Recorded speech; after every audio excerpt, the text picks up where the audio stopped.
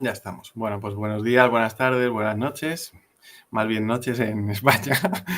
Estamos en la segunda sesión ya de ¿En qué mundo vivimos? Hoy vamos a hablar del libro de Hartmut Rosa, Resonancia, una sociología de la relación con el mundo, que es este libro que tengo aquí. Y están con nosotros Pancho Córdoba, que es magíster en Dirección y Liderazgo para la Gestión Educativa y diplomado en Filosofía y Sociedad y Cultura, y Andrés Vélez Quintero, que es doctor en Sociología y profesor en la Universidad del Valle. Y yo, que soy Alberto Ribes, doctor en Sociología y profesor de Sociología en la Universidad Complutense de Madrid. Vale, pues vamos a abordar este libro. También saldrá, ¿no? Supongo, al menos por mi parte, algo de otros libros de Rosa que ya también he venido trabajando en el pasado.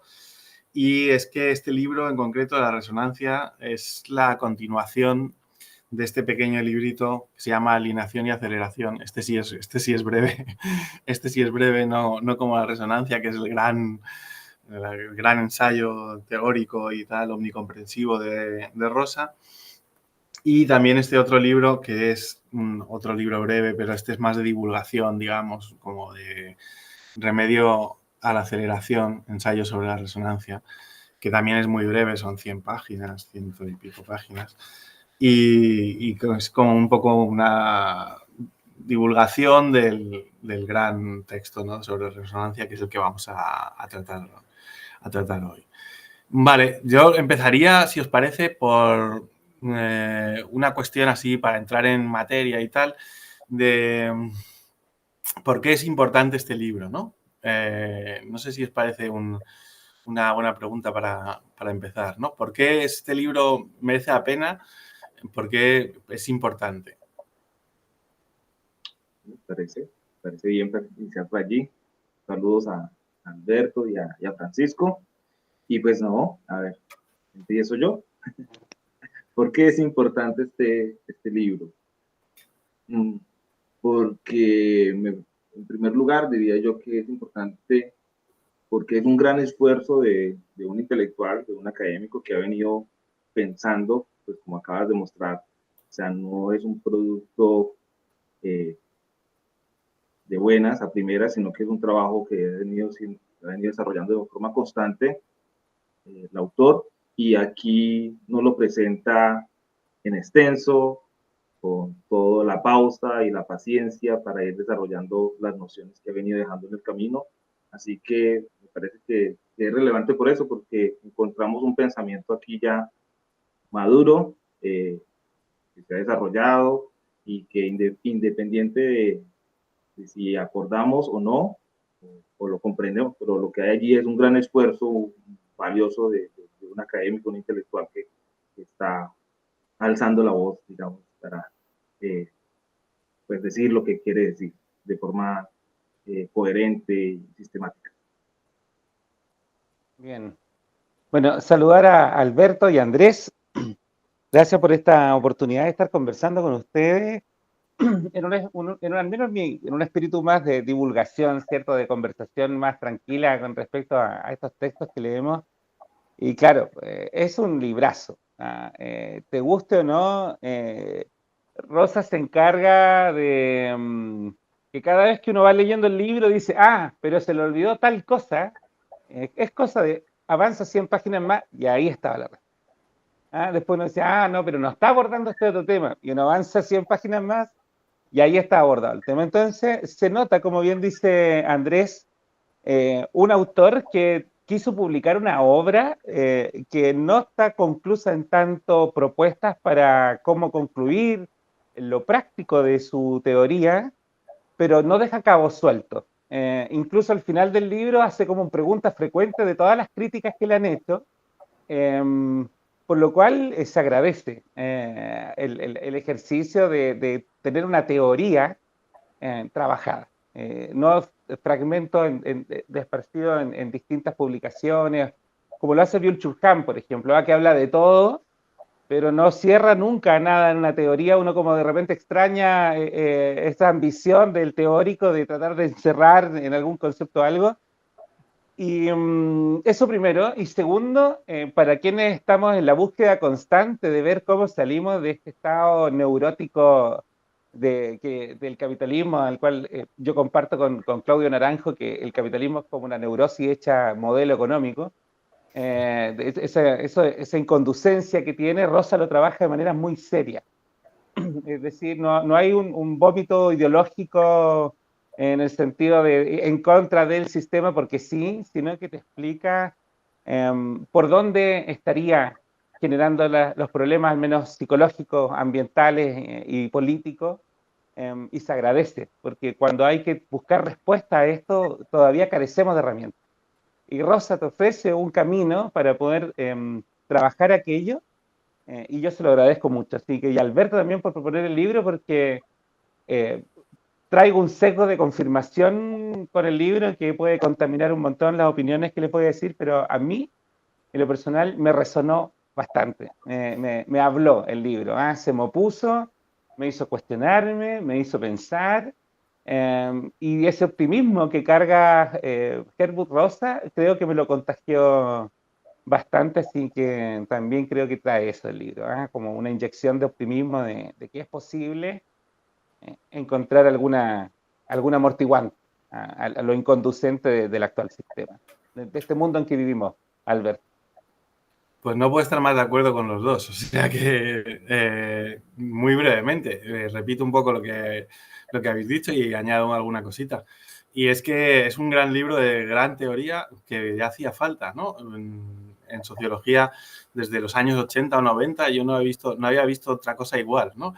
O sea, que estamos como necesitados de estos libros, de estos grandes libros que te hacen pensar que con un sistema, que tienen un sistema total y que intentan explicar, como decía Pancho, intentan explicarlo todo, ¿no? Y se ve que es un trabajo maduro, como decía Andrés, es un trabajo bien pertrechado intelectualmente, ¿no? Y teóricamente.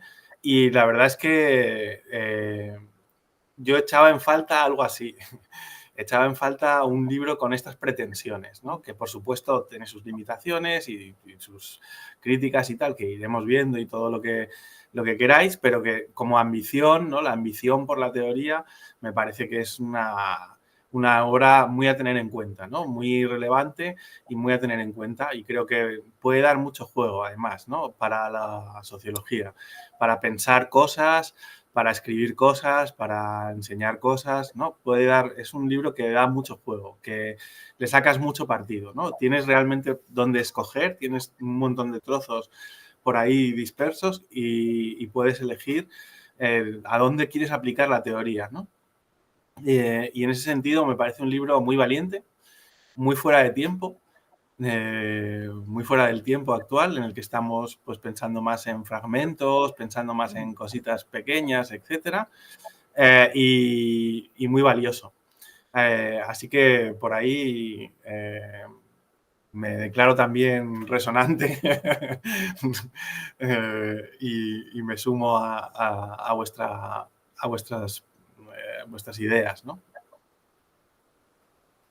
Sí, mira, a mí una de las cuestiones que también me gustó mucho del libro fue que parte haciéndose cargo de la cuestión filosófica.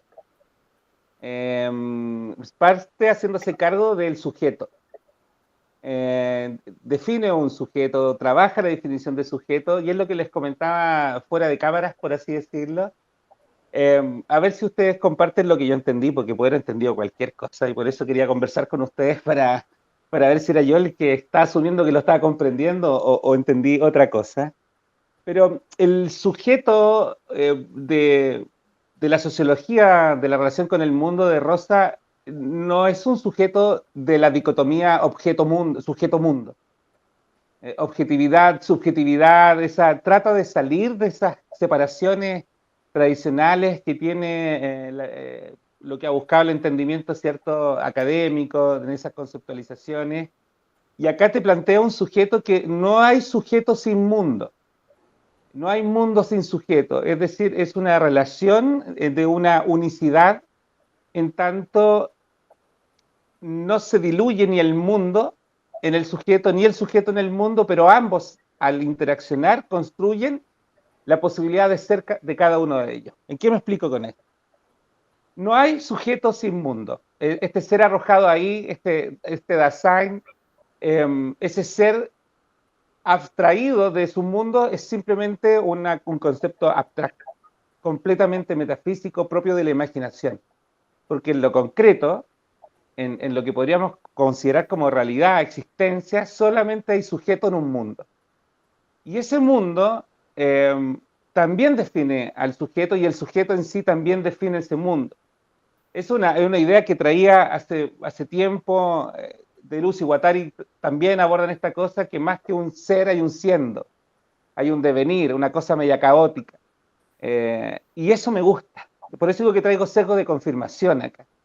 Porque estoy de acuerdo con Rosa de que no podemos tener nosotros pensar un sujeto social escindiéndolo teóricamente del mundo en el que está inserto. Analíticamente quizás nos sirve, pero en el sentido real no hay individuo sin mundo. Por ende, al salirse de esa separación, nos obliga a que si queremos trabajar al individuo, al mismo tiempo tenemos que abordar su mundo, al unísono. Y eso me parece valiente de ir contra esa dicotomía y romper aquello con una concepción distinta del sujeto.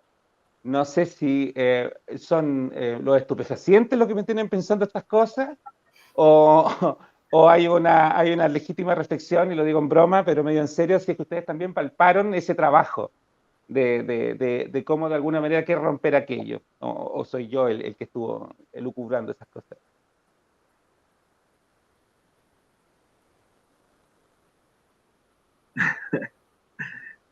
Pues, no, a ver qué te digo yo. Yo coincido en la idea de que la propuesta de Rosa, pues, está allí muy clara desde el título, en la idea de que es una sociología de las relaciones. Y entonces, no, pues, pasa, es decir, revisa esos planteamientos, esos postulados que ya de la sociología del siglo pasado, de esta dicotomía, el mundo objetivo y el sujeto, y bien, y lo coloca en este plano, en el plano de las relaciones, en el plano de los procesos, en el plano de relaciones fluidas. Entonces, allí nos llama la atención con su propuesta de que tanto sujeto como mundo, en esta idea de una resonancia, pues que ahorita trataremos de aclarar mejor, pero que allí la resonancia es una relación que se produce entre estos entes, digamos así, que son abstractos, pero que, digamos, en términos teóricos, pero que en la vida pues, real, allí están en relación, y que eso es lo que nos interesa a nosotros,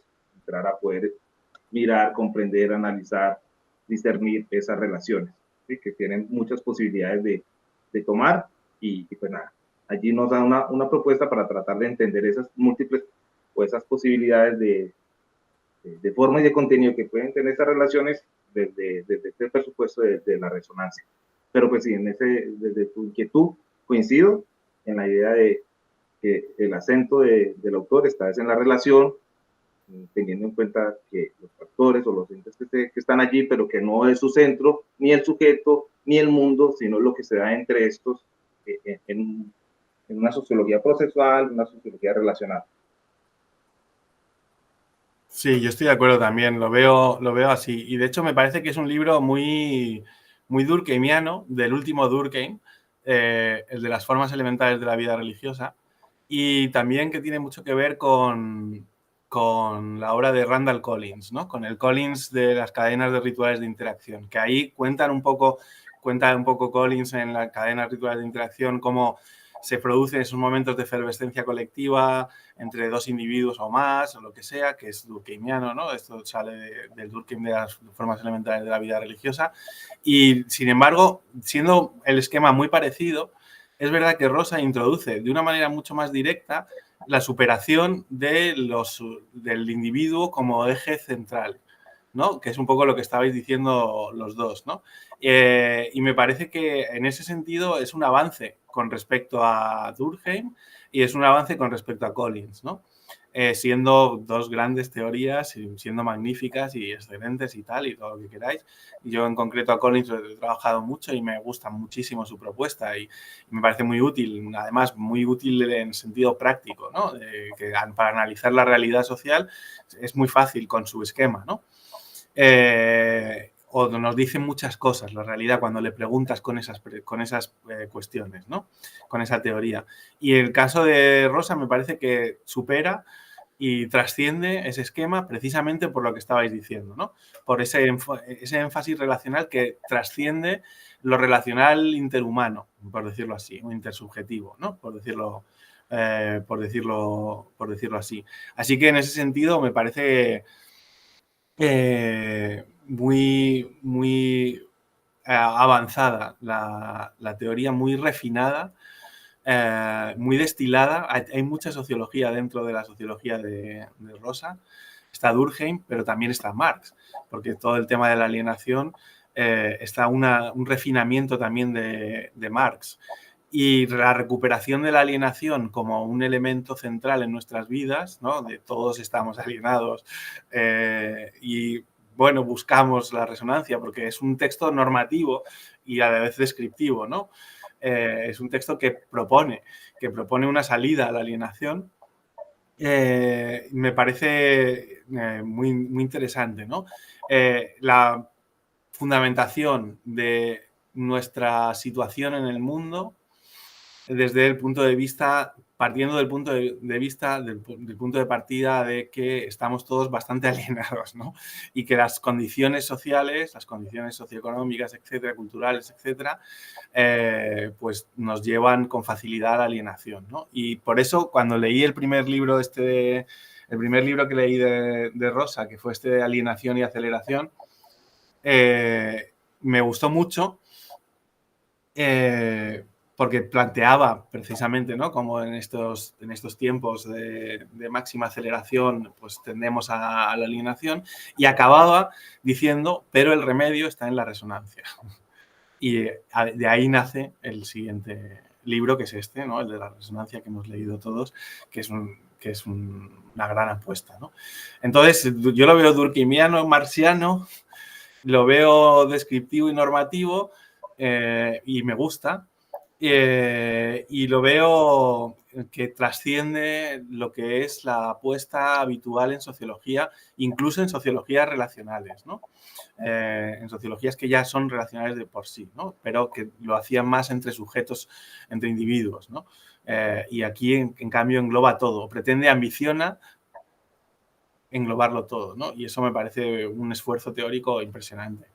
Y en ese punto, para mí de las cosas que más me llama la atención es que en ese intento de abordar con más dimensiones o esferas de la vida, ¿sí?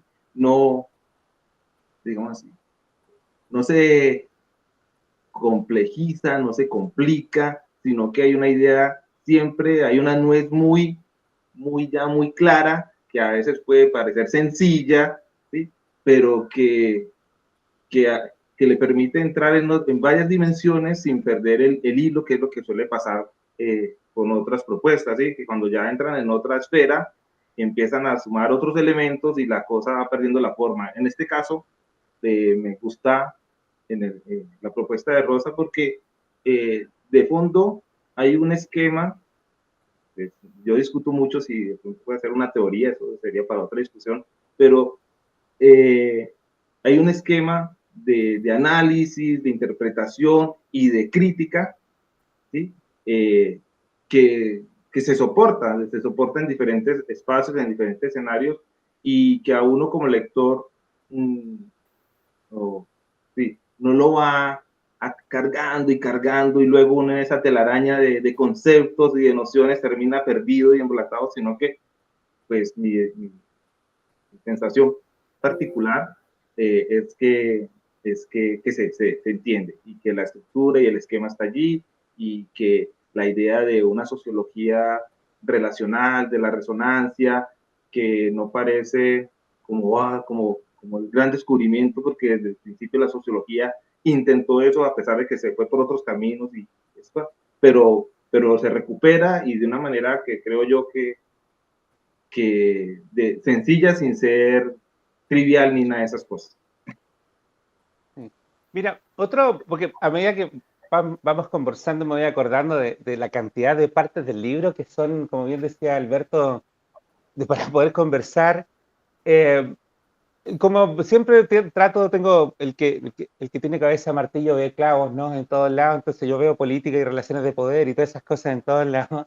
Me gusta mucho, de alguna manera, cómo propone y alimenta y extiende y amplía la teoría crítica, es decir, una crítica a la teoría crítica, pero exponiéndole ciertas cosas que hacían falta para poder trabajar la teoría crítica en las que se queda corta. Entonces, eso me parece primero fabuloso, que nos permita expandir la idea de la teoría crítica, en tanto además nos saca de una lógica que las respuestas de la izquierda, las respuestas de la política, hoy en día están atrapadas dentro de la misma neurosis de la acumulación. Es decir, esta capacidad de estabilizarse, este frenético, status quo frenético, parece que hay un concepto por ahí que utiliza, ¿cierto?, como una quietud frenética, en que se estabiliza todo el modelo de desarrollo social, económico que tenemos en base a una dinámica constante de crecimiento y acumulación, que es completamente inconducente. Entonces, no aquí, y nos permite no abordarlo de una crítica de que hay que repartir mejor, la típica, ¿cierto?, que tenemos que crecer más y repartir mejor los productos, los recursos, ¿cierto?, el aprovisionarnos de recursos. Y las respuestas políticas entonces que uno tiene es más seguridad, ahora estamos en campaña acá en Chile, más seguridad, más previsión, más derechos sociales, etcétera. Y él dice, ok, muy bien con eso, no hay problema con eso, hay que seguir con eso. Pero ¿qué pasa con la calidad de la relación con el mundo? Y ahí te abre, al menos desde el punto de vista del diseño de políticas públicas, que es donde trabaja al final, en una faceta de una óptica de donde observar los problemas políticos que no están incorporados dentro de las tradicionales propuestas de superación del capitalismo. Porque la superación del capitalismo está dentro de esta lógica igual de seguir estabilizando el modelo a través de un crecimiento inconducente e infinito. Eso también me gustó mucho del libro, que te dice calidad de la relación con el mundo. Y ahí uno se hace una introspección. Y con esto quiero terminar de decir cuáles han sido los momentos más felices de mi vida. ¿Cuáles han sido los momentos en que, independientemente de la cantidad de recursos que yo tengo, aprovisionamiento de recursos y mi relación material con el mundo, cuáles son esas experiencias que me le dan sentido a la vida? Y Rosa me tocó una fibra muy interesante, que no es el mundo condescendiente contigo el que te hace vibrar, sino el mundo que te responde, el mundo que se te enfrenta, aquello que no hemos normalizado, aquello que rompe la estabilidad. Y me pareció una óptica, una manera de ver las cosas que desafía. Dan ganas de seguir estudiando, de seguir leyendo, de ver qué otras dimensiones del mundo los puedo ver desde la lógica de la resonancia, y tocar un lado de por dónde buscar respuestas, que no es solamente lo material, sino cómo es el vínculo que tenemos con la existencia, hacia adentro y hacia afuera, esta vía eferente y esta vía aferente, que hacen un único circuito de existencia. Bueno, es como plantear también una de las tantas cosas, ¿no?, del libro. Claro, sí, sí, es que la clave es el vínculo, ¿no? Me parece muy bien. Llevamos 200 años hablando del vínculo social, pero aquí se da un paso más, y es el vínculo en general, más allá de lo social, ¿no? Y eso me parece que es una de las claves, ¿no? Y me parece muy interesante. Y luego tenía para Andrés una pregunta que has deslizado, has dicho, bueno, no lo veo teoría o algo así. No sé si quieres abundar en esa... No sé, es que lo tengo allí como, ¿cómo decirlo? Porque es que, no sé, voy a decir cosas acá entre nosotros tres. Aquí Que no no salga sale de nosotros. No, no, no. Es que un espacio para de mí, especulación acá. sí, sí. Particularmente la palabra teoría me es muy pesada. Y digamos que mi resonancia con la palabra teoría es una resonancia negativa, muy, que lastimosamente, o no sé, lastimosamente no, así, utilizando un poco los términos de Rosa, ha quedado como muda esa relación, como que la teoría suele estar asociada como a un gran constructo que todo lo puede explicar, que comprender y, en fin, sacar de allí todas las respuestas y cosas de ese estilo, ¿sí? Pues, digamos, desde aquí lo planteo así. Y cambio, como decía ahora, lo veo más como una especie de, no sé cómo decirlo, no encuentro la palabra, una especie de actitud frente al conocimiento, frente a la manera de tratar de aprender la realidad, el mundo, desde la sociología, ¿sí? Porque es desde allí.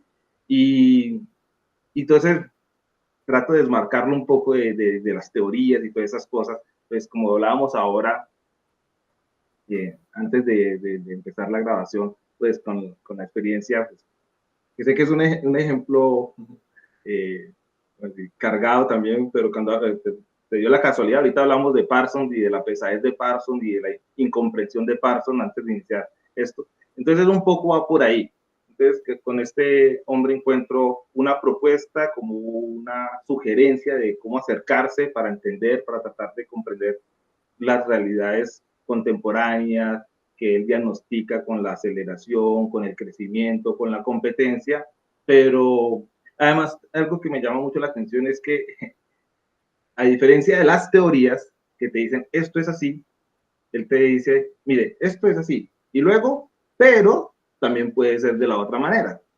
¿Sí? Por tanto, no hay como una receta o no hay como una explicación, una fórmula, pero aquí hay como una posibilidad para tratar de entender ya, digamos, no abstractamente, sino empíricamente situaciones y ya veremos después del análisis qué resulta de allí. Entonces, por ahí fue que cuando estaba leyendo y estas cosas, porque además también es cierto que él utiliza la palabra teoría, o sea, él sí la presenta como una teoría, o sea, que pues, no le voy a discutir a él que lo presenta como una teoría y decirle, no, no es una teoría, pero pues desde aquí, digamos, lo interpreto y trato de asimilarlo de esta manera.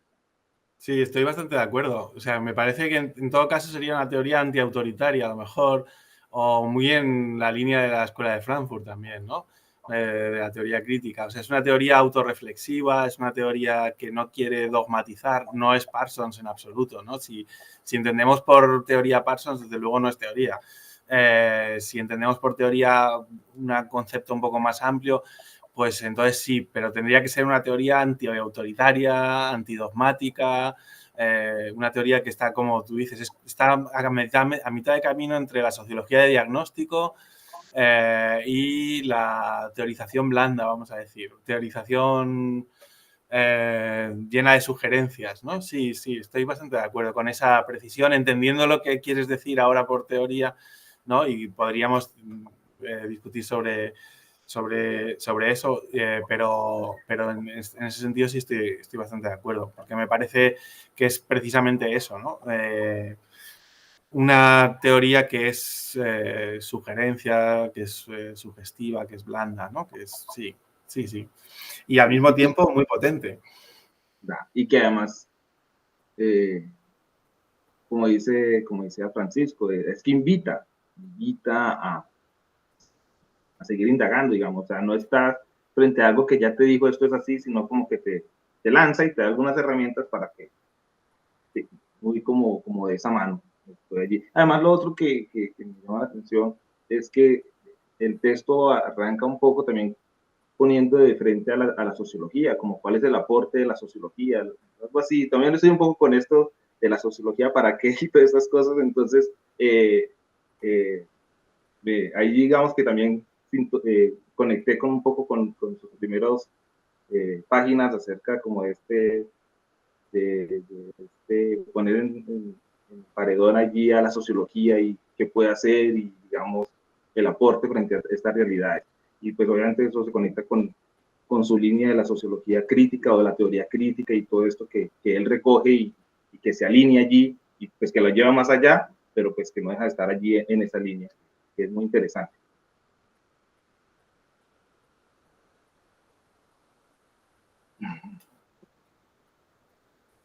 Bueno, no sé si Alberto tiene algún set de preguntas, porque yo cada vez que hay un silencio tiendo a tratar de sacar de mi cabeza las ideas que tengo. Así que no sé si te estoy interrumpiendo algún tipo de pauta o va bien así la espontaneidad Aquí no hay de... estructura, esto es Bien, antidogmático y muy antiautoritario. bien, bien, bien. No, bueno, me considero un adherente por gusto a Hannah Arendt.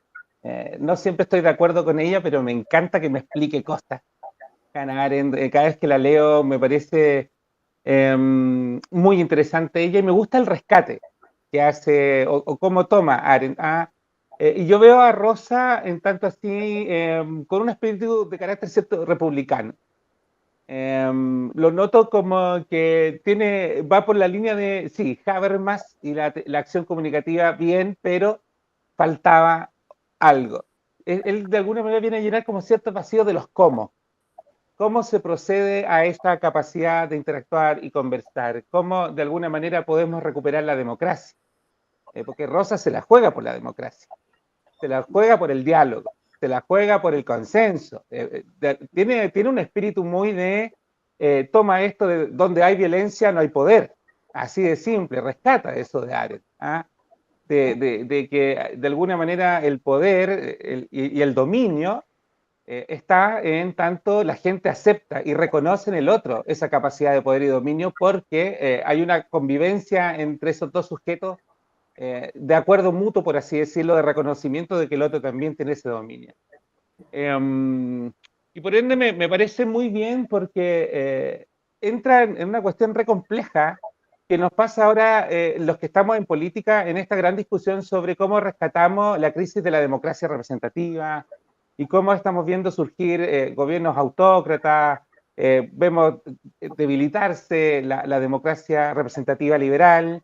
Y la pregunta es, ¿solamente cae porque no es capaz de dar respuesta a las cuestiones materiales? Es decir, no es capaz de satisfacer las necesidades de la gente.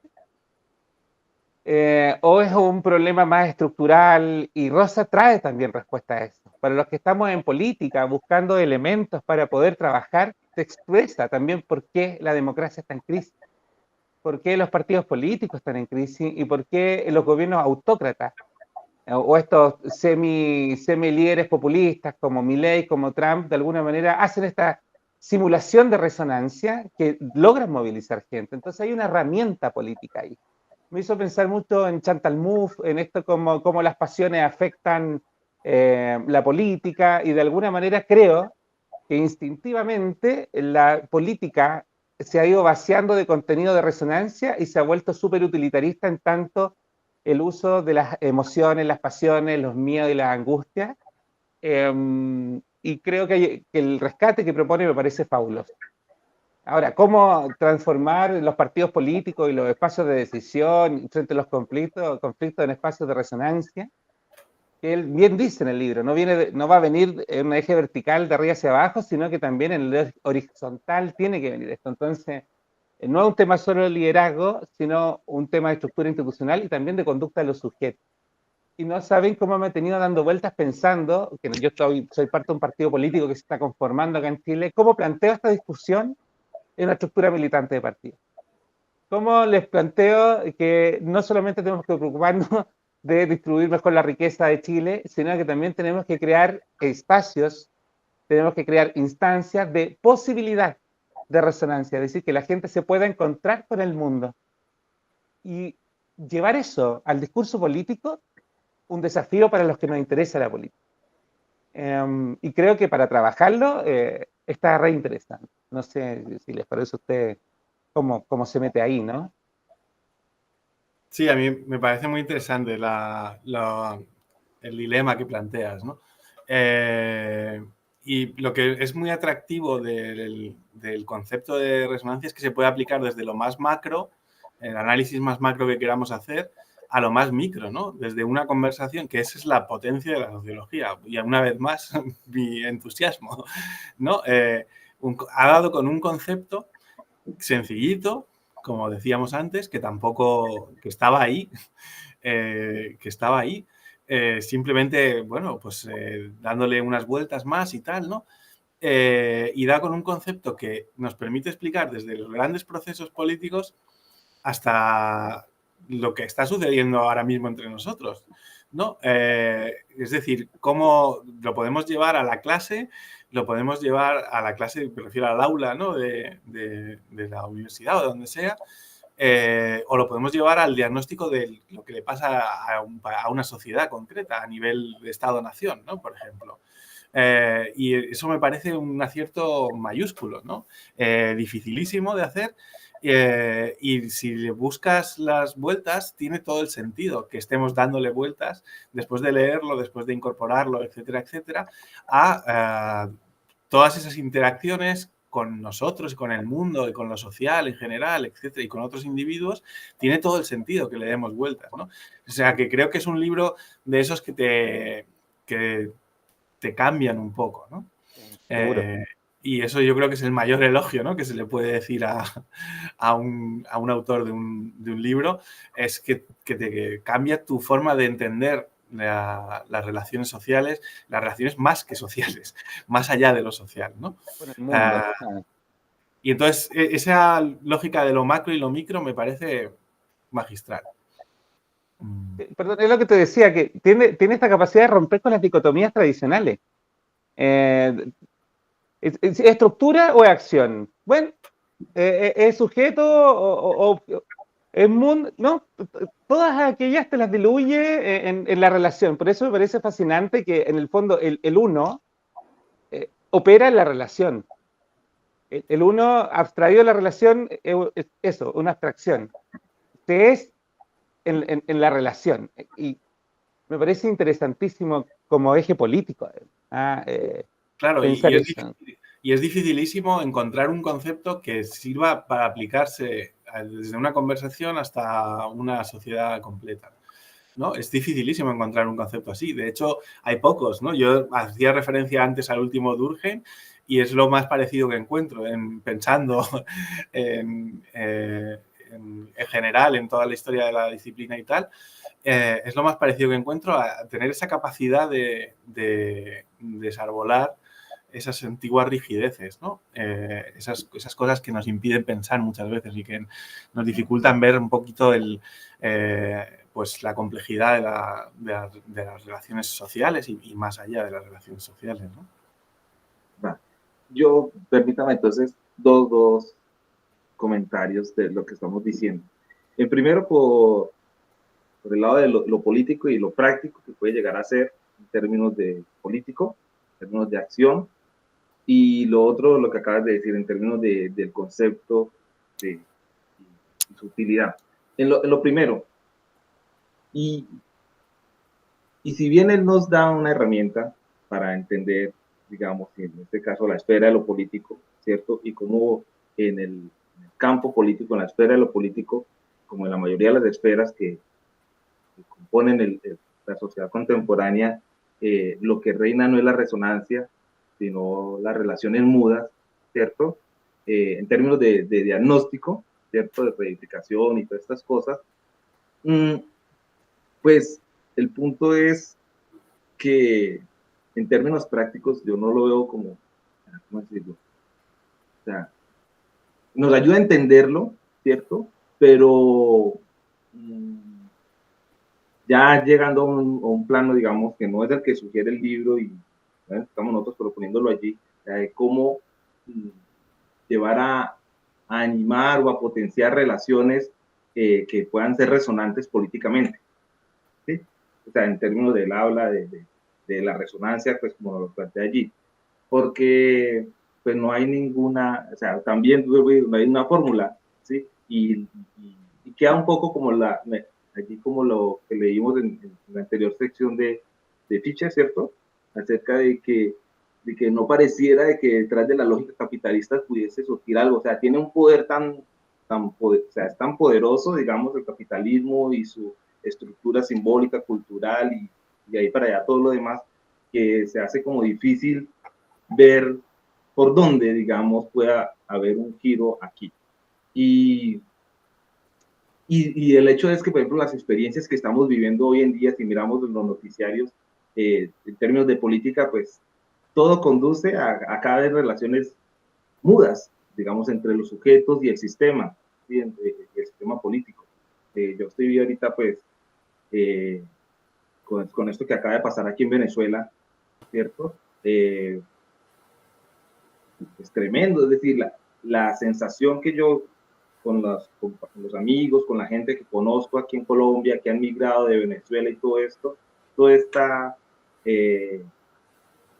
sensación, esta vivencia que acaba de pasar, que fue las elecciones, les dejó a ellos, fue una frustración, pues a los que conozco acá, sí, puede ser otra lectura, pero pues en fin, o sea, una distancia más con el mundo de la política, otra vivencia más que los distancia de ese lugar y que los convierte en una relación fría, distante, bueno, cargada de las cosas que llevan más a lo que él señala como mudo y estas cosas. ¿Sí? Bueno, esa es como pues, la cuestión allí, lo de lo político. Y lo otro, para lanzarlo allí, y es que si bien el concepto de resonancia y lo desarrolla y los pone y esas cosas, yo siempre cuando encuentro conceptos así, que son como metáforas, ¿cierto? Siempre recuerdo a Bachelard con la idea de estar atentos con el uso de las metáforas para poder tratar de interpretar las realidades sociales, porque a veces se nos vuelven como tan obvias que se nos escapan cosas que se nos naturalizan un poco y se nos terminan escurriendo cosas que, pues, que la metáfora, pues, es una metáfora sí. Entonces, no sé, ahí como también me quedé pensando sobre eso y hoy no lo he encontrado hasta ahora y por eso valoro el concepto porque me parece que es sencillo, es decir, no lo complica, no lo llena de cosas que yo creería que entre más se le llene, más filtraciones le van surgiendo. Entonces, no sé si lo hizo de forma consciente, qué sé yo, pero el hecho de manejarlo con unas pocas líneas de definición, esas cosas, pues permite ser un poco más preciso, más sólido, digámoslo de esa manera. Entonces, esas son las dos cosas que me quedé pensando ahorita que los estaba escuchando.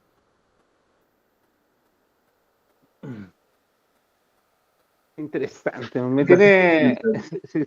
Es que es un librazo porque te trae primero una cantidad de ejemplos que para el lector común y corriente o para los que de alguna manera se inmersen en la cultura pop son significativos. Podemos conversar, tomar ese concepto también de lo significativo, del sentido, de que de alguna manera los seres humanos psíquicamente requerimos orden de sentido. Siempre pareciera ser que nos preguntamos el por qué estoy acá. Las grandes preguntas filosóficas tienen un vector de un horizonte de un porqué, un hacia dónde, y pareciera ser que eso es una situación que psíquicamente el Homo sapiens tiene que resolver en el transcurso de su vida. La depresión, el suicidio, las enfermedades propias de la época están muy relacionadas con esta incapacidad que tenemos de encontrarle una trascendencia.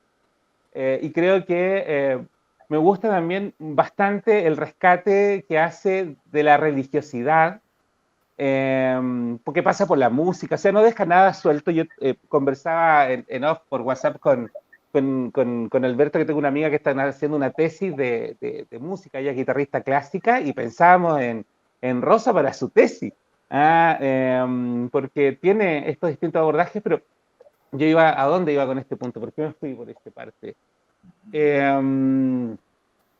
Entonces, en este abordaje ¿de qué estaba hablando yo? ¿Por qué me fui por la música? Estaba hablando de otra cosa. Del sentido, significado. De la búsqueda del sentido. Entonces, te coloca esa experiencia del sentido no en un plano extremadamente metafísico, te lo lleva a quienes somos más concretos a la experiencia física, es decir, la resonancia es una experiencia corporal y psíquica. No deja el cuerpo afuera, nos deja la experiencia de vida, como lo trabaja como algo fundamental y no te lo encierra conceptualmente. Simplemente te dice, a través de un montón de ejemplos, que en algunos de esos tú has pasado por ahí. Tú dices, yo he estado en esa situación que él describe, he estado en un partido de fútbol, he estado en un concierto, o cuando describe, y con esto quiero terminar, así como invitando a la gente a que lea el libro, cuando Kurt Cobain se da cuenta de que en el fondo él es una respuesta más del sentido. En vez de ser rebelde, de alguna manera él estaba siendo parte de lo que estaba criticando. Esa depresión que le da a Kurt Cobain de darse cuenta de que de alguna manera no estaba rompiendo nada. Que en el fondo él seguía siendo un producto, parte de la lógica, y que él lo lleva hasta el extremo, ¿cierto?, del suicidio.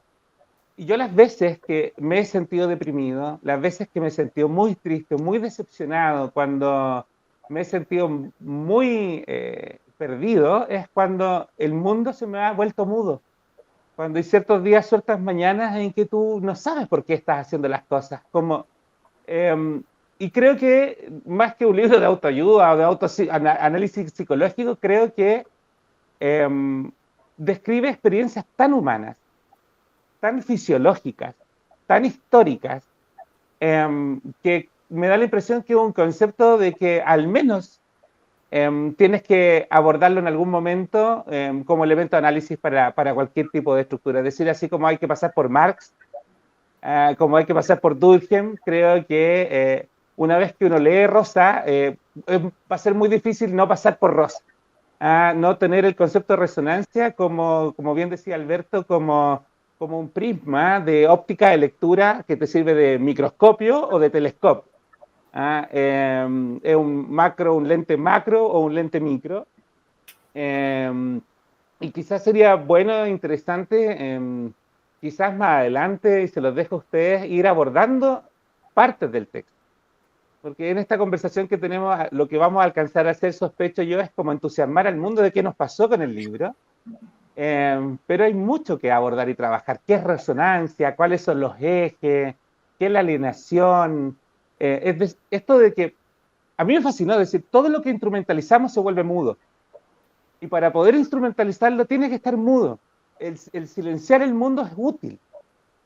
No está en contra de la mudeza ni en contra de lo alienante, no es un contra de, es un llamado al equilibrio, al restablecer ciertos equilibrios. Entonces no es violento, por así decirlo, la teoría de Rosa, no es violenta para nada. Es un optimismo extraño, a mí me tiene desconcertado, por así decirlo. Porque te pone una tarea gigante y te la pone tan amablemente que es como, bueno, esta le deberes, hermano, escálelo, bienvenido. Y bueno, no sé, por ahí contando lo que me hizo sentir el texto, ¿no? Bueno, por ahí se me ocurre una cuestión que yo me hacía mientras iba leyendo y tal, y yo me hacía todo el rato la misma pregunta, ¿no? En el fondo, vamos perdiendo, ¿no? O sea, asumimos que vamos perdiendo, ¿no? La resonancia va perdiendo lo humano, vamos a decir, lo significativo, lo responsivo, va perdiendo Entonces, la pregunta que yo me hacía todo el rato es ¿hasta qué punto es posible la resonancia en estas condiciones de aceleración, de competencia? ¿Hasta qué punto es posible la resonancia y no lo lógico que sería la alineación, ¿no? Entonces yo me iba haciendo todo el rato, le iba haciendo la pregunta al libro y tal, y no he llegado a ninguna conclusión concreta, ¿no? Y por ahí os lo transmito.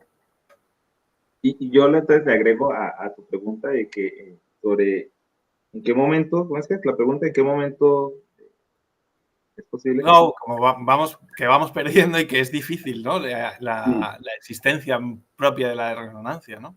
Y yo también me quedaba pensando, o sea, más o menos un poco en la línea tuya, sobre esa pregunta de qué momento es posible la resonancia en este mundo, ¿cierto?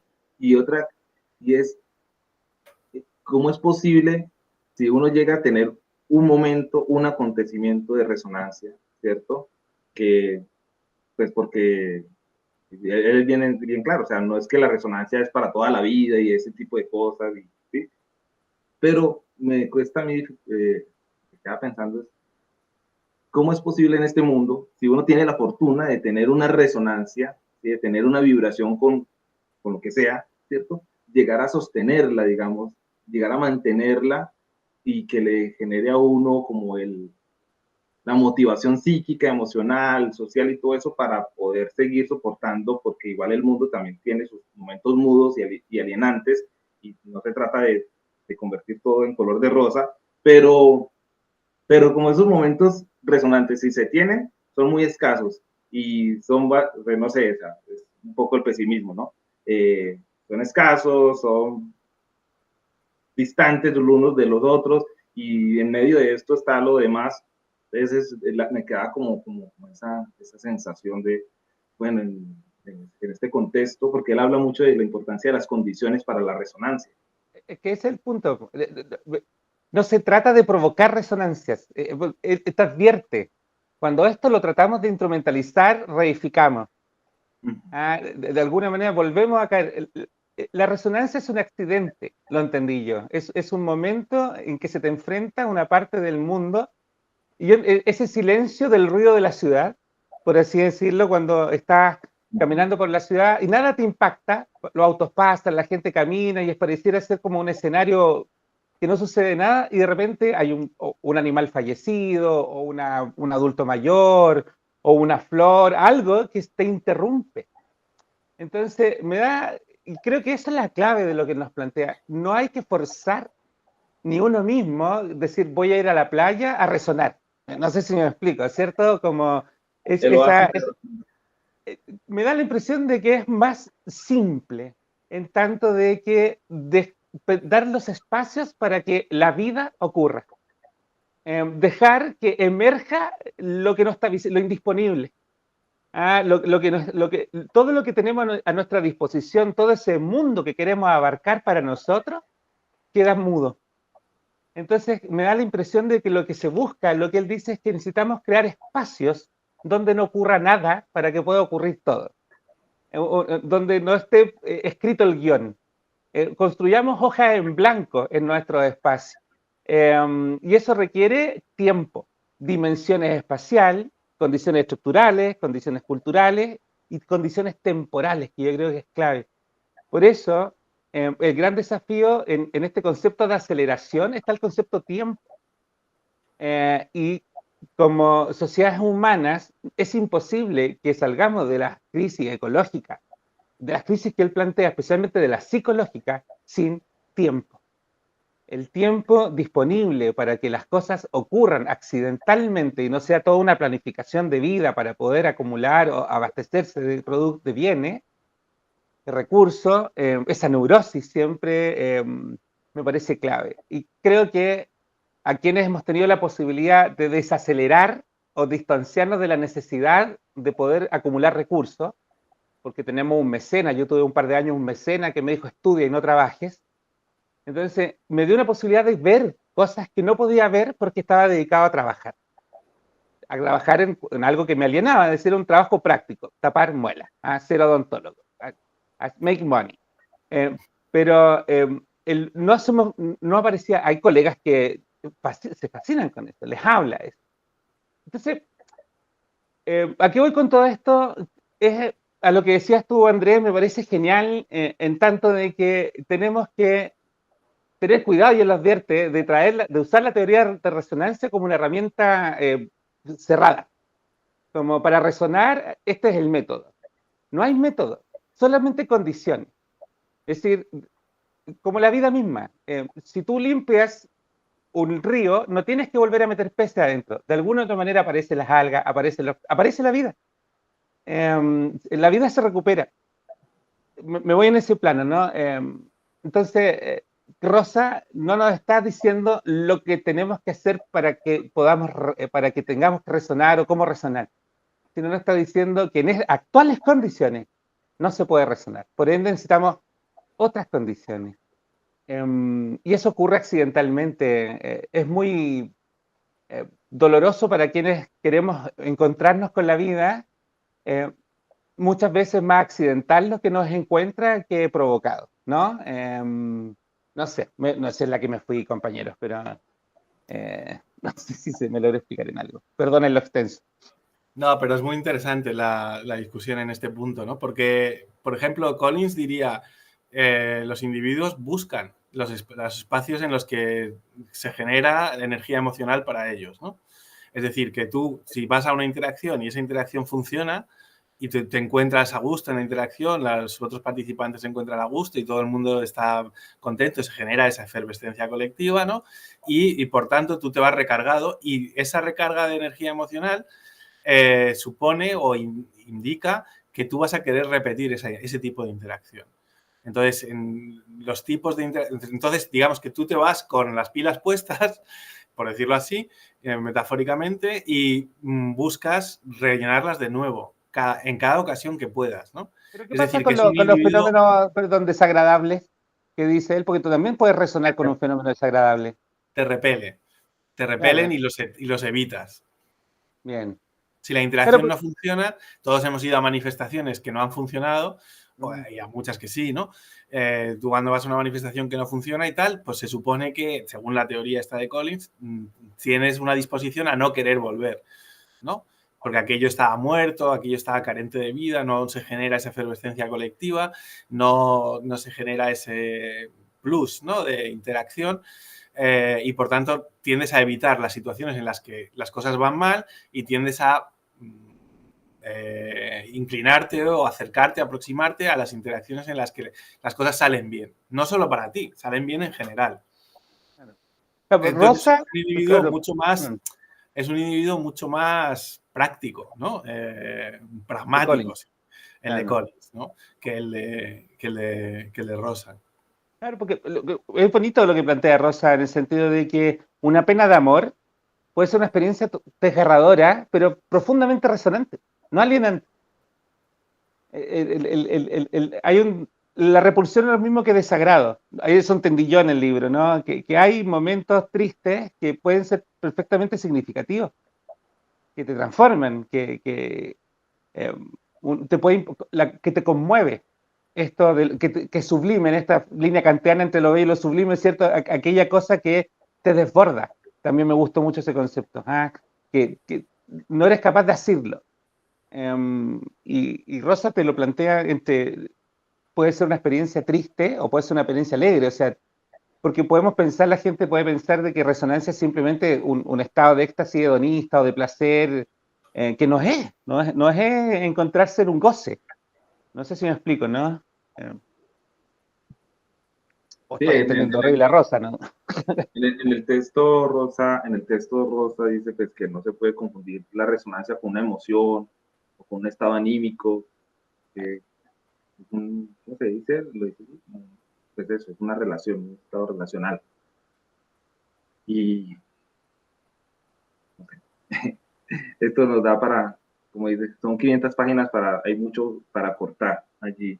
Lo de las condiciones de resonancia parece clave, ¿sí? En términos de poderlo entender, de poder tener una forma de llegarle desde la sociología, ¿cierto? Aunque también en los primeros capítulos nos da muchos elementos para, digamos, de una psicosociología, pero las condiciones de resonancia, pues, para conectarlo con lo de la política, digamos, de esa búsqueda de generar esas condiciones para que los individuos tengan la posibilidad de tener acontecimientos resonantes y pues, que lleguen a tener un cierto significado. Creería que de pronto, en la pregunta que hacíamos ahora sobre la conexión con la política, pues podría, no sé, quizás estar por allí la pregunta que dejamos abierta.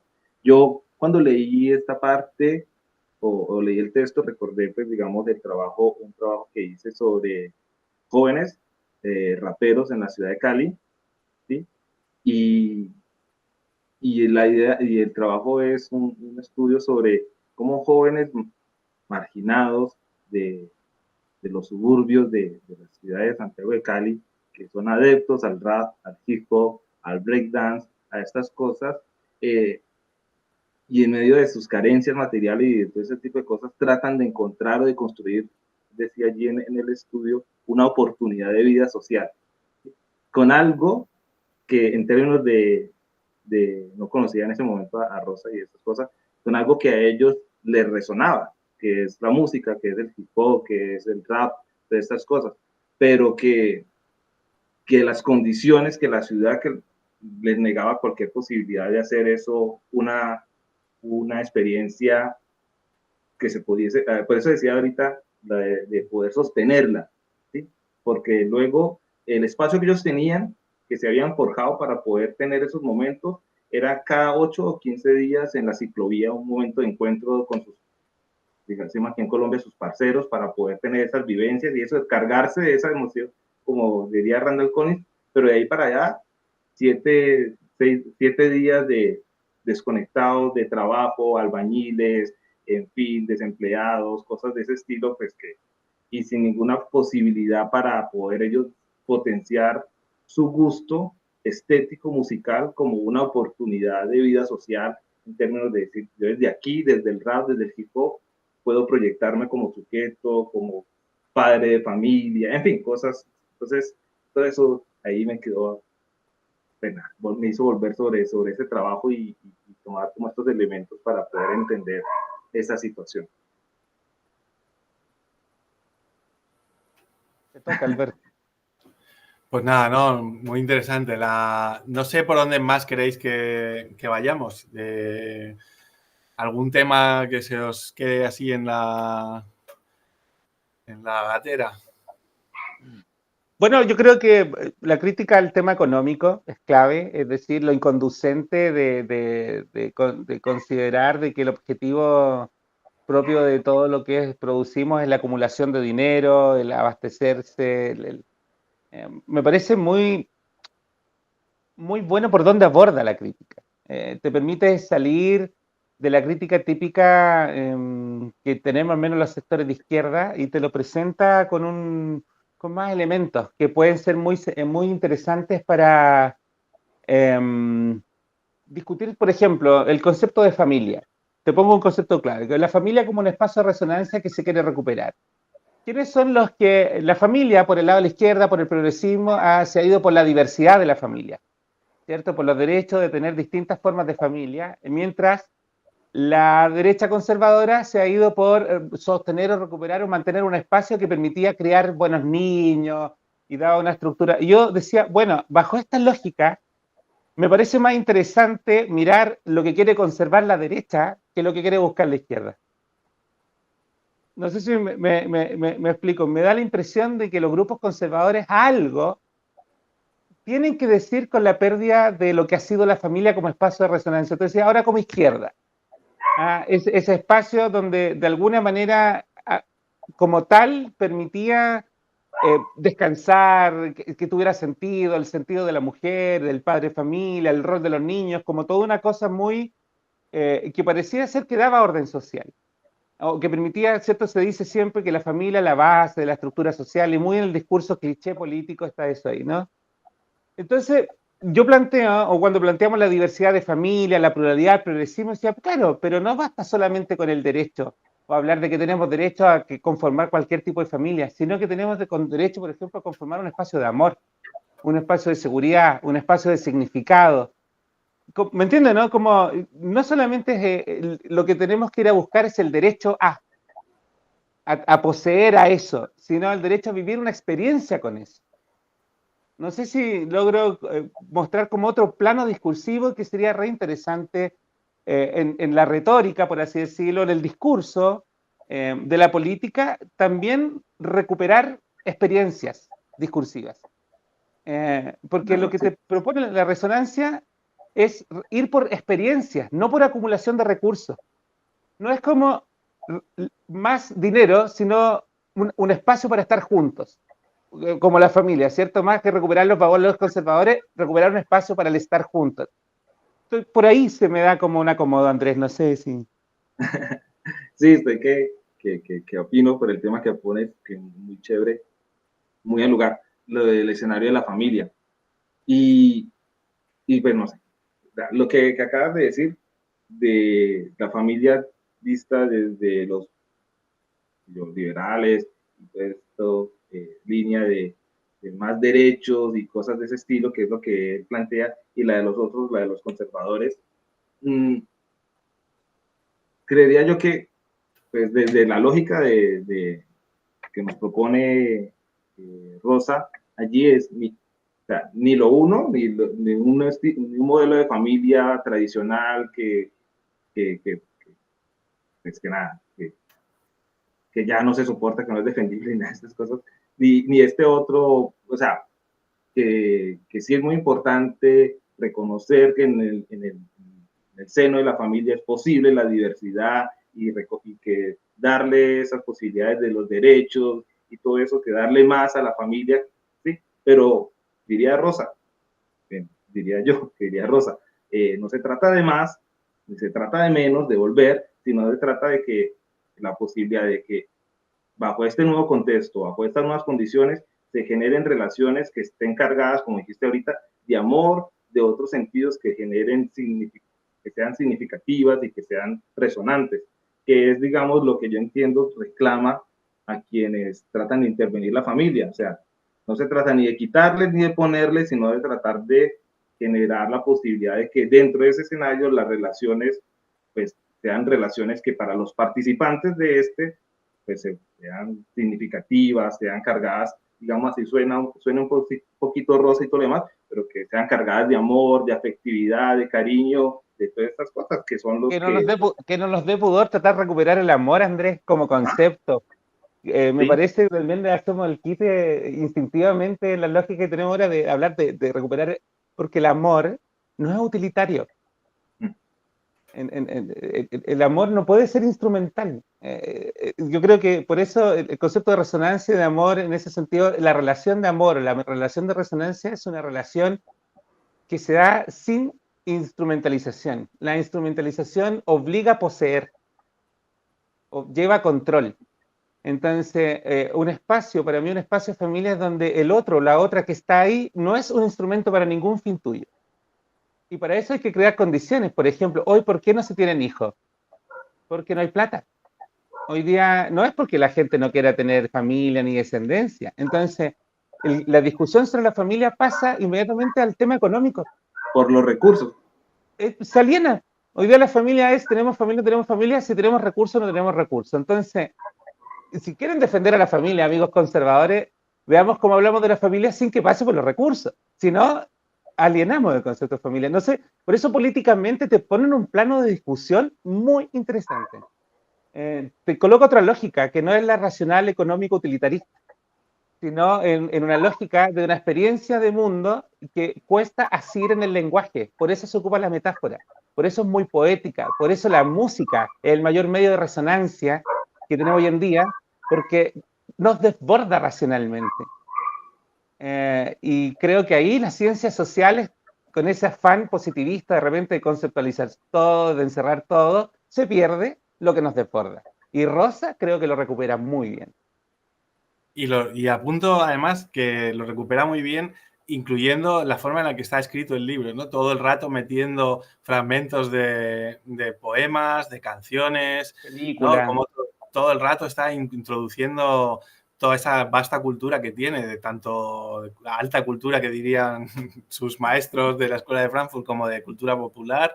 Está todo el rato reflexionando e introduciendo todos estos. Y luego hay un apunte que es interesante, la recuperación del romanticismo, ¿no? Del movimiento romántico. que me parece también muy, muy interesante y es algo también novedoso en la sociología, ¿no? Como tratar de incorporar un poco parte de ese espíritu, de esa filosofía romántica y tal, que siempre ha sido tan denostada, etcétera, etcétera, y sin embargo, como una especie de muro frente a la racionalidad instrumental, etcétera, etcétera, cómo recupera eso también me parece muy, muy, muy novedoso y muy, muy relevante, muy interesante del texto. Y luego también lo que comentabas antes, Pancho, el tema de lo económico y tal, y es la clave de cómo él lo conceptualiza a través del concepto de competitividad. No, es la competencia. O sea, ya está. Es un giro Es muy maestro. sencillo, sí, sí, sí. Es la competencia. Y la competencia es lo que nos aleja, nos enmudece el mundo, etcétera, etcétera y tal.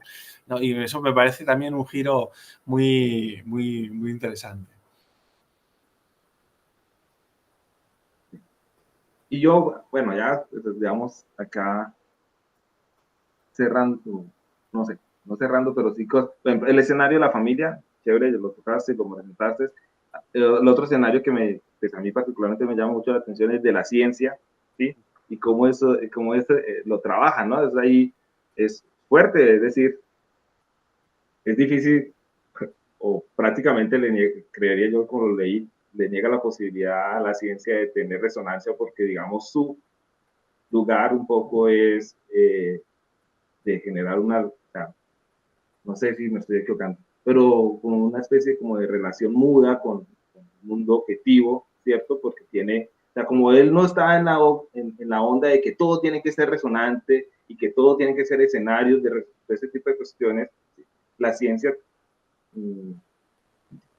pues no sé, o sea, conocer el mundo, objetivizarlo, para comprenderlo y cosas de ese estilo. Pero hay otras líneas por ahí, porque siempre como estoy con esa pregunta acerca de cómo entiende lo de la ciencia, hay otras líneas donde uno sí ve la posibilidad de la resonancia en la ciencia en la medida en lo que a uno le interesa acercarse como si, desde la ciencia, o sea, como problema de investigación, como problema de trabajo, y allí hay una ventana que se abre para que el hacer científico no sea un hacer completamente mudo y cosas de estilo, sino que también tenga su lado su plano de significado, de sentido y de motivación, porque pues, si no hay motivación, pues la tarea se vuelve para este campo pues difícil. Y así hay muchos escenarios, como dicen ustedes, o sea, el hombre toca muchas partes, muchos lugares que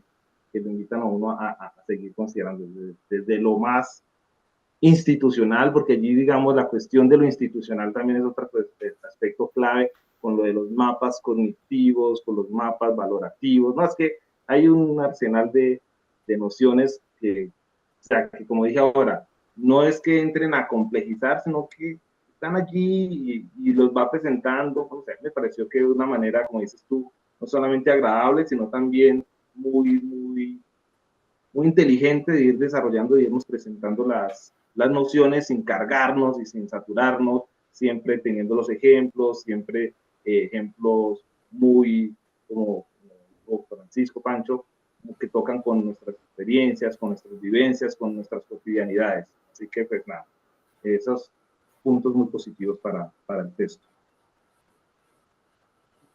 Abre un campo muy interesante de trabajo. Pensaba, por ejemplo, me encantaría, porque él deja la pelota dando bote ahí, para todos los que en algún momento tenemos que empezar a hacer testing en algunos cuantos años quizás, los estudios comparativos. O sea, yo vivo acá en Chile, me encantaría poder conversar con algunos antropólogos o sobre las experiencias culturales, religiosas que tenían los pueblos originarios, por ejemplo, los mapuches.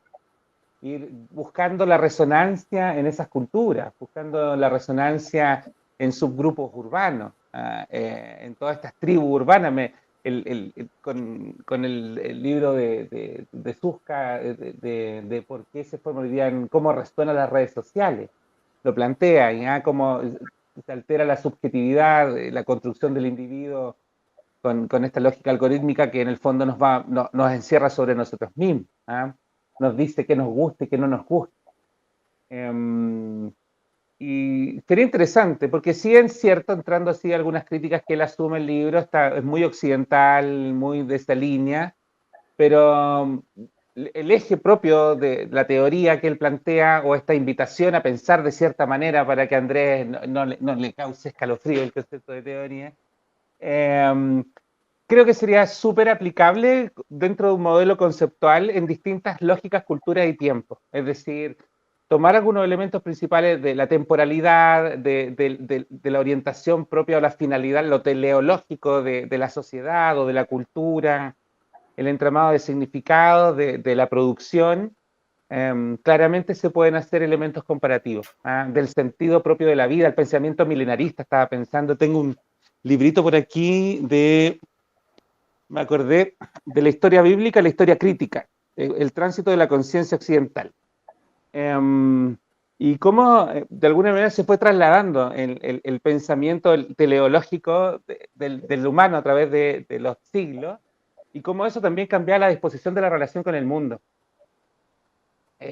La religiosidad es clave.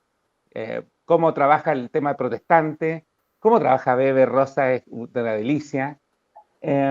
Y creo que la religiosidad propiamente tal, yo que era en esa lógica la única iglesia que ilumina la que arde, estuve en esa disposición más joven.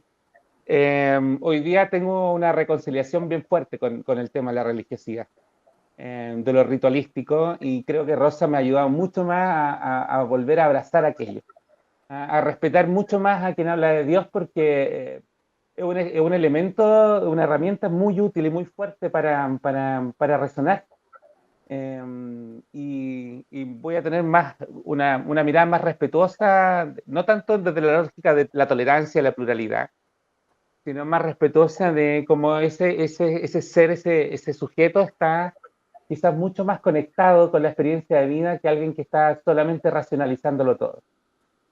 Y tratando de conceptualizar y cerrar todo. Y claro, yo puedo sentirme mucho más inteligente porque yo no caigo en esas tonteras religiosas, pero mi experiencia de vida es mucho menos feliz, quizás, o plena, que la que está teniendo la otra persona, que tiene a alguien ahí que le responde, y que su experiencia de vida no es muda.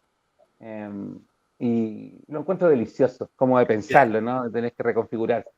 Y ahí el arte también, ¿no? Como sustituto también, ¿no? Él mismo dice, bueno, igual se ha perdido un poco esto y tal, pero el arte sirve como sustituto de la religión, se constituye como uno de los ejes fundamentales en la modernidad tardía, ¿no? Que es muy buen giro, ¿no? Es una parte en la que estás leyendo y dices, ¿ya a dónde va? ¿Ya a dónde va?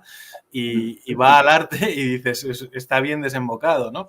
De repente le da ese último giro. Y con respecto a lo que comentabas, Pancho, de si es muy occidental o tal, me parece que es una pregunta muy, muy, muy interesante, ¿no? Que para la que yo no tengo respuesta, ya lo anticipo.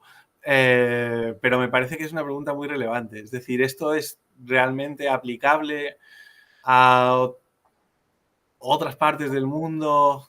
¿Es aplicable a otros tiempos históricos, a otras culturas?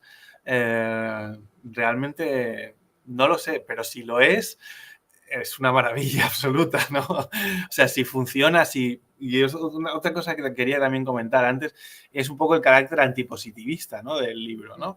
Sí. Y por ahí más o menos ya lo hemos dicho, ¿no?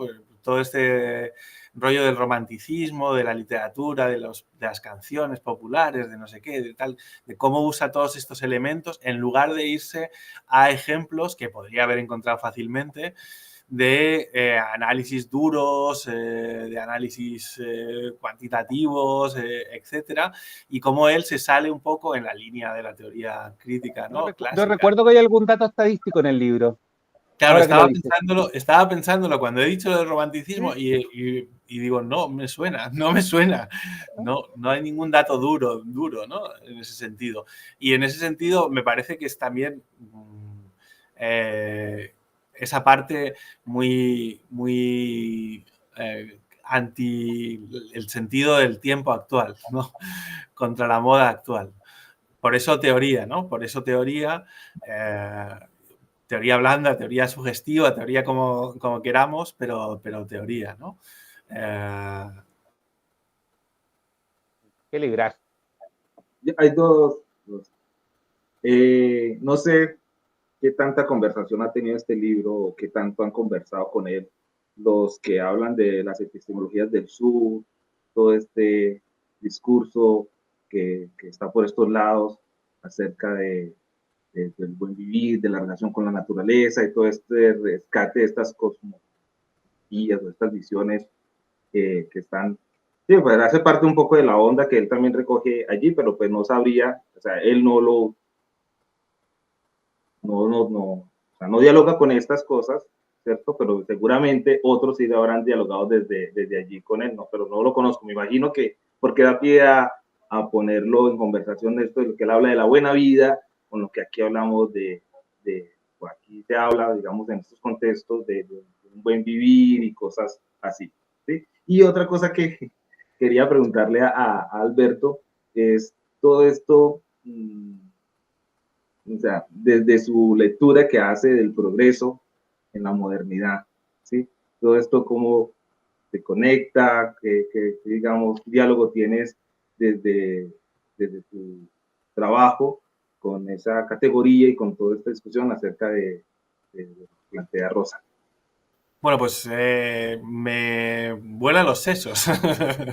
O sea, realmente yo vengo leyendo a Rosa desde hace muy poco. He leído un libro detrás de otro, hasta este que hemos acordado para hacer la grabación y tal. Y realmente me habría gustado leerlo antes para poder incorporarlo más adecuadamente a mis análisis y tal, ¿no? Pero bueno, como todavía estamos vivos y respirando, le iré incorporando en futuros trabajos, ¿no? Me parece muy interesante su forma de abordar la temporalidad, o sea, la cuestión de la aceleración como gran elemento fundacional de la modernidad, ¿no? Que es para él, de la modernidad tardía, ¿no? Que es para él la clave de este tiempo, ¿no? Y la conjunción con la competencia y la competitividad, ¿no? Como los dos elementos, los dos rasgos fundamentales que definen este nuevo tiempo, ¿no?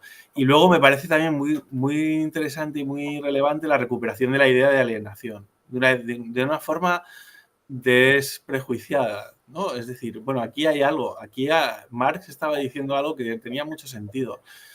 Y por ahí eso también me parece otro valor, ¿no? Que habría que incorporar a los análisis actuales, ¿no?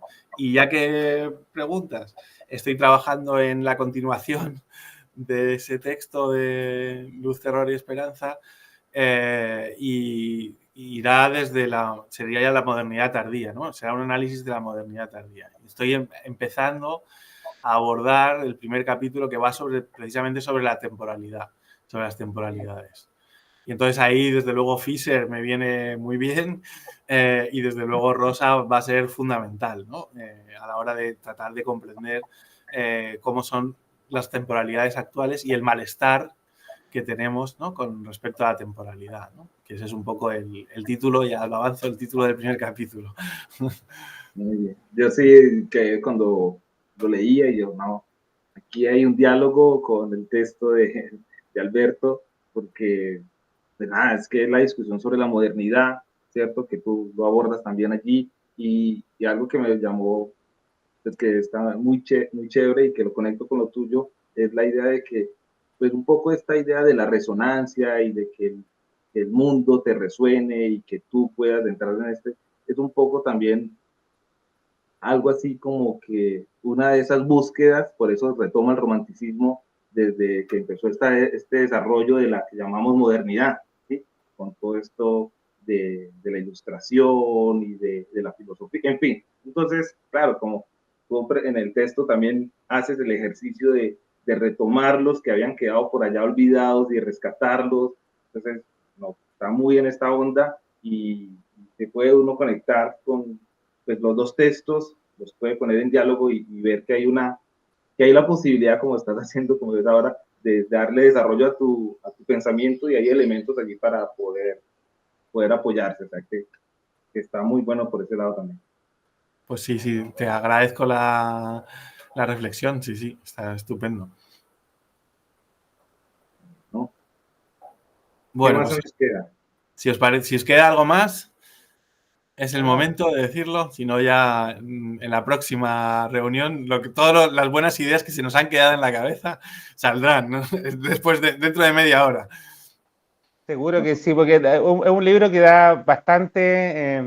Agradezco nuevamente la invitación a participar de este espacio, Alberto, compartir con Andrés y poder especular del libro, por así decirlo, no tener este pudor de estar equivocado, no estar equivocado, si uno va a decir lo más inteligente del mundo y la revelación, sino que contar la experiencia de que lo que te pasa con un texto me parece que es un espacio re lindo y creo que un ejercicio o una condición de resonancia. ¿Ah? Al menos yo cada vez que me reúno con ustedes salgo también transformado y creo que de eso se trata. ¿Ah? Así que agradecerlo y bueno, después te voy a pedir más libros de Rosa. Tengo por aquí algunos en PDF y otros que recomiendes porque creo que da para algunos presentar en algunos congresos, mezclarlos con algunas cosas. Es un libro del cual va a dar muchas fuentes para poder investigar y trabajar, me da la sensación que es una teoría sólida. Sí, sí, No, da, no es da algo mucho al aire, juego. da mucho. Da Eso, mucho juego. simplemente eso. Bueno, pues nada, vamos a recordar a Luis Escobar, que no ha podido estar hoy con nosotros, pero que estará en la próxima reunión. Y nada, agradeceros a los dos también la participación y las reflexiones y el poner en común, ¿no? Que es una cosa maravillosa. Y nos quedamos emplazados para la próxima. Para la próxima. Vamos a contar qué vamos a hablar en la próxima o lo tenemos, lo Sí, lo dejamos en. avanzamos si queréis. Contemos, Pues contemos. Vamos a estar con François Duet, la época de las pasiones tristes. Vamos a ver el cambio de régimen de desigualdades de este sociólogo francés. Así que es genial. estupendo. Venga, pues despedimos ya y detengo la grabación. bueno, muchas gracias.